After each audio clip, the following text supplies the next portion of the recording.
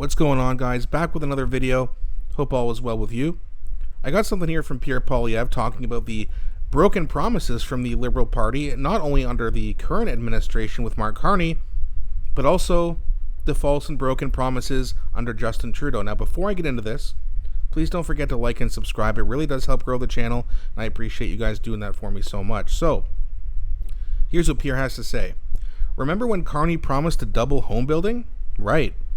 It's since fallen off a cliff as Liberal taxes and bureaucracy block homes, kill jobs, and leave a generation of youth in their parents' basements.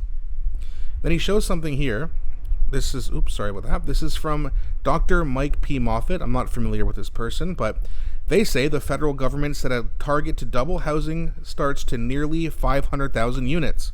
Meanwhile, the CMHC forecasts that by 2027, starts will only reach 220,000, 50,000 fewer than in 2021. Despite this, there is no urgency whatsoever from the feds to address the issue. So we'll have a look at this chart here. So back in 2021, 270,000 under Justin Trudeau. Then next year it goes down to about 2,060 or just over. Sorry, 260,000. And then another drop in 2023 to 240,000. A little bit of an uptick to about 245,000. And this is the actual number here, the pink. The blue is now forecasted. And look at the forecast. It's just going downhill. Now, I'm sure you guys remember when Justin Trudeau was the Prime Minister, he promised 500,000 houses a year, which is, of course, ridiculous. They're never going to do that. That was impossible. A blatant lie. That wasn't even a broken promise. He knew that was never possible. But even under Mark Carney, they're saying, they wanted 250, 280,000, and it's projected to be 2020. It's going down every year. That's not enough. With all the people coming into this country, and again, this is not a race issue, this is a math issue. More people coming in, less houses being built, equals a big problem. Especially for the middle class, especially if you're young, a young couple, a young man or woman, you're getting out of high school or college maybe, and you're starting to work, and you're trying to plan out your future. Well, what does your future behold when you're going to have to work an insane amount of hours, when wages have been stagnant for roughly 20 years? I believe in those 20 years, wages have only gone up 5 to 6%. And now they're forecasted to build less than this. Now, this also could be the forecast, and maybe it does improve. Maybe it goes up a little bit, but even then, immigration has to be completely or almost completely capped off, at least until we get our own problems sorted out here.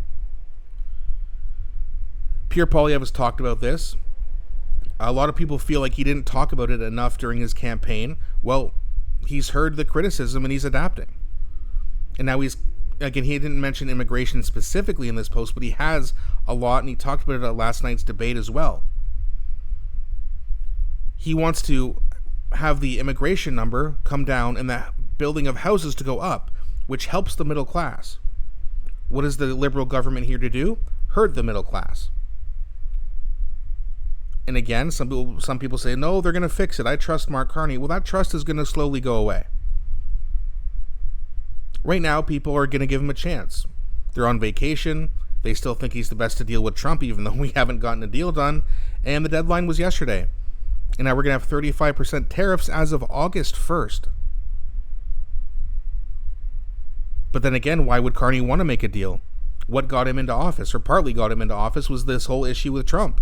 So the longer this issue stays in focus, the better Carney does in the polls. Now, eventually, you got to think that's going to give out, and then people will start to turn on him eventually if he can't get a deal done.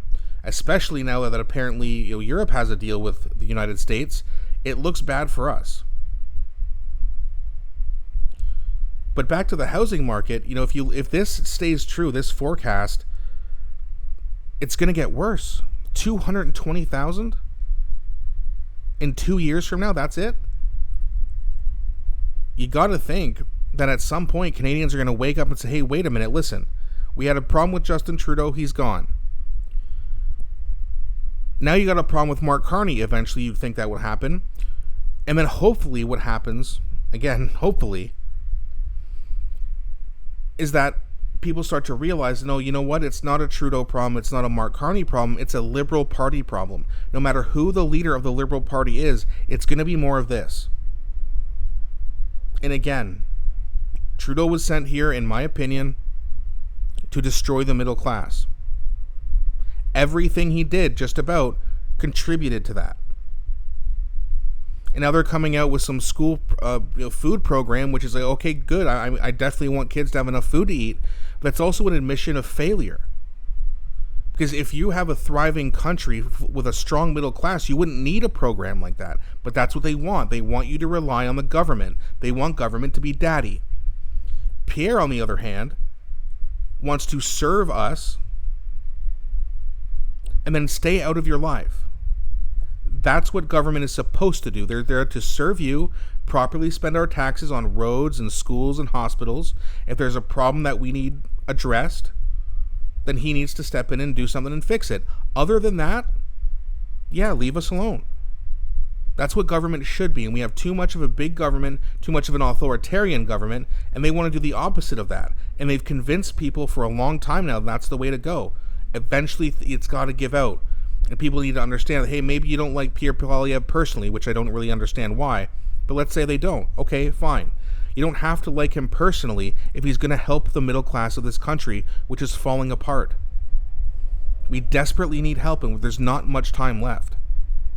We don't have another 10 years like Justin Trudeau got. If Carney's in there for anywhere close to that, we're screwed. Pierre Poilievre needs an opportunity here to do what he says, because he actually seems like he's a guy who cares with this country. I think it legitimately breaks his heart when he sees the middle class falling apart. I almost never would say that about any other politician.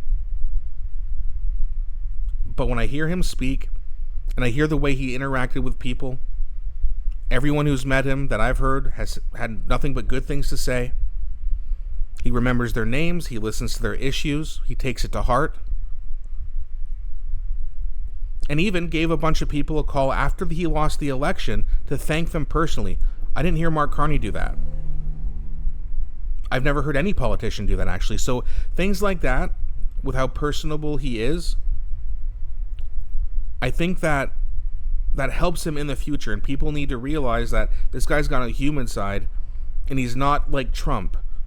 That whole always like Trump thing, because he would roasted Trudeau a bunch of times, which, by the way, they're pretty light barbs. If you go back to 2015 and listen to the the debate at the Republican National Convention, Trump was calling people ugly, even calling their wives ugly. Show me a clip of Pierre Poilievre doing anything like that. Policy-wise, you show me when Pierre Poilievre ever said anything about building a wall, or getting rid of abortion, or leaving it up to the states to criminalize weed, or leave it up to the province. He doesn't want to reverse those policies. He doesn't want to, and even if he did want to go against or go and reverse the abortion laws, he can't anyway. It's decided by the Supreme Court in the 80s. There's nothing they can do about it. They could win all 343 seats and still not be able to touch the issue. So whether you agree with it or not, it's not going anywhere. And I think there's a lot of people who just, I heard he's an asshole and I'm not voting for him. It's like, okay, fine, I mean, you can do what you want, but you're voting for the destruction of this country. And we need to give Pierre a chance. Also hold him accountable. But he needs to have a shot to fix issues like this, because we need a leader who cares about this country. But let me know what you guys think. Please do not be afraid to leave a comment. I enjoy reading your comments and engaging with you guys. Please, again, also don't forget to like and subscribe. It really helps me out. Thanks so much for watching, and I'll be back shortly with a new one.